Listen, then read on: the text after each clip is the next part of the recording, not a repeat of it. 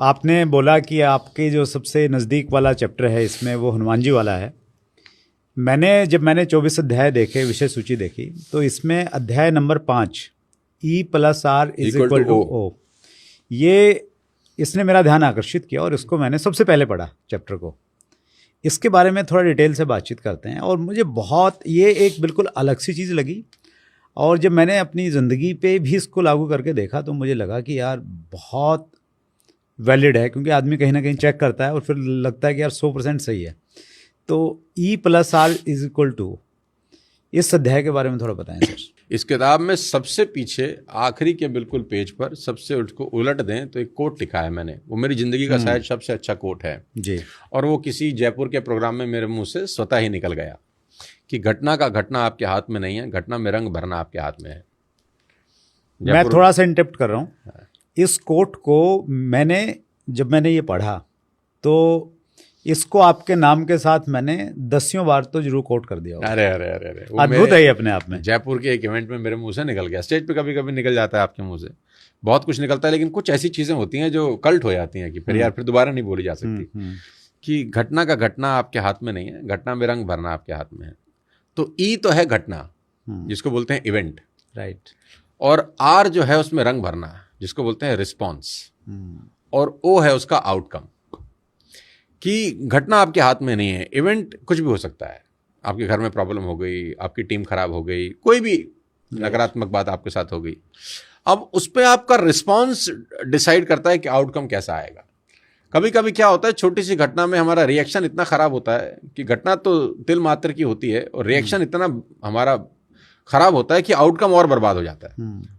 झगड़े हो रहे हैं रोड पे, हाँ, मतलब छोटी सी बात थी, 2 गाड़ी का बम्पर लग गया, अब दोनों उतर गए, गाली गलौज होगी, इतने में मर्डर हो गया। मतलब बम्पर को ठीक कराने की कीमत 500 रुपए थी, आदमी चला गया। घटना इतनी सी थी, लेकिन रिएक्ट किया रिस्पॉन्स करने की बजाय, आउटकम खराब हो गया। इसके 2-3 उदाहरण मैं आपको देता हूं। प्लीज।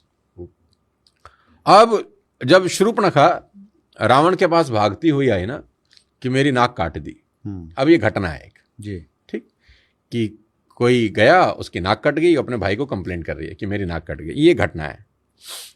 अब इसका रिस्पॉन्स क्या है? अब रावण ने इसका रिस्पॉन्स ऐसे दिया कि बहना छोड़ूंगा नहीं, जिसने तेरी नाक काटी है उसको तो मैं दिखाता हूं अब। ये है रिस्पॉन्स। आउटकम में क्या हुआ? पूरा कुल समाप्त हो गया। ठीक। रिस्पॉन्स ऐसा भी हो सकता था कि वो शूर्पणखा से पूछ लेता कि तू वहां करने क्या गई थी। मतलब काउंटर क्वेश्चन पूछता ना कि तू क्या करने गई थी वहां, बता, सच सच बता, वहां तुम्हारे बीच में हुआ क्या। ये क्रॉस चेक करने दे मेरे को। हाँ, मुझे एक बार पता कर लेने दे कि मेरे वो उनका पॉइंट ऑफ व्यू भी जान लूं, जिन्होंने तेरी नाक काटी है, कि इन्होंने नाक काटी क्यों। तो अगर ये 3 सवाल पूछ लेता कि वहां हुआ क्या, तू वहां करने क्या गई थी, एक बार मैं उसका पक्ष भी जान लूं, तो रिस्पॉन्स बहुत बेहतर होता। रिस्पॉन्स में मां का हरण नहीं होता और आउटकम कैसा होता? राज करता। लेकिन उसका रिस्पॉन्स कैसा था? वाहियात। घटना तो सिंपल थी, लेकिन रिस्पॉन्स वाहियात था, तो आउटकम में कुल समेत मारा गया। अब दूसरा उदाहरण लो। द्रौपदी ने दुर्योधन को पानी में गिरते देखकर बोला, अंधे का बेटा अंधा। यह भी घटना है। यस, अंधे का बेटा अंधा। अंधा। अब उसका रिस्पॉन्स कैसे आया? उसने बोला, जब मौका मिलेगा तुझे बताऊंगा मैं। उसने चीर हरण किया। आउटकम क्या हुआ? 100 भाइयों समेत खत्म, समाप्त। रिस्पॉन्स ऐसा भी हो सकता था कि उसके बोलने से थोड़ी ना तू अंधा हो गया। भाई, उसने अंधा बोल दिया, उसके बोलने से तू अंधा नहीं हो जाता था भाई। अब आपको किसी ने गधा कहा, किसी के गधा कहने से तो आप गधा नहीं होते ना, लेकिन जैसे तुमने बाजू चढ़ाई कि तुझे बताता हूं अब हुए तुम गधे। तो रिस्पॉन्स ये होना चाहिए था कि तेरे अंधा कहने से मैं अंधा नहीं होता यार। बड़ा कूल सा रिस्पॉन्स है। आउटकम क्या होता? कोई दिक्कत नहीं थी, लेकिन रिस्पॉन्ड क्या था कि तुझे बताता हूं मैं। अब तीसरा एग्जाम्पल देता हूं, आपकी ऑडियंस पागल हो जाएगी सुनकर, प्लीज।